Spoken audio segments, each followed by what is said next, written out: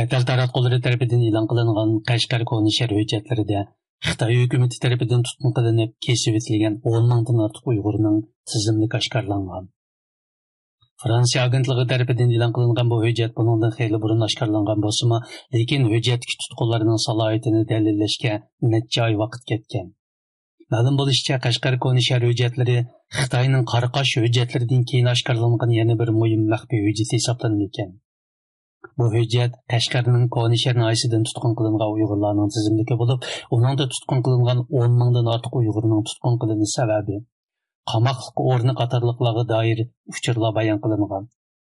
Chet el taratqullarining xabar qilishicha, chet eldagi nurg'un Uyg'urlar o'zlarining 2017-yildan beri g'oyib bo'lgan oila a'zolari, urug' tuqqanlari, do'st yaronlari va yurtdoshlarining oqibatini bu hujjatdan bilgan.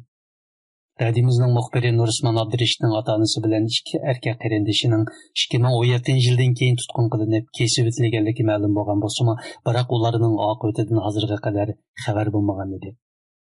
Fransiya agentligining bildirishicha, Nurimanning Turkiyadagi singlisi Nurisman Abdirishid bu hujjatdan Mamtili ismli bir inisining 15 yil 11 oylik kesilib, Oqsuv shahrining sirtidagi bir turmaga qamalganligini bilgan. With the help, I keep check the list. And I don't know it's a good news or not, but when I saw my brother's name on the list, I was shocked. Uning Fransiya agentligiga bildirishicha, u Qashqar koni shahar hujjatlaridan o'zlarining kentidilla tutqun qilinib kesib o'tilgan 100 dan ortiq kishini tonigan.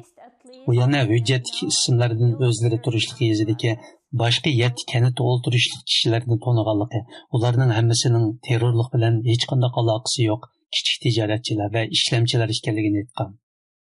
Kuzatuvchilarning aytishicha, bu hujjat Xitoyning Uyg'urlarga irqiy qirg'inchilik qilganligini yanada ilgirlab isbotlaydigan muhim bir dalil ekan.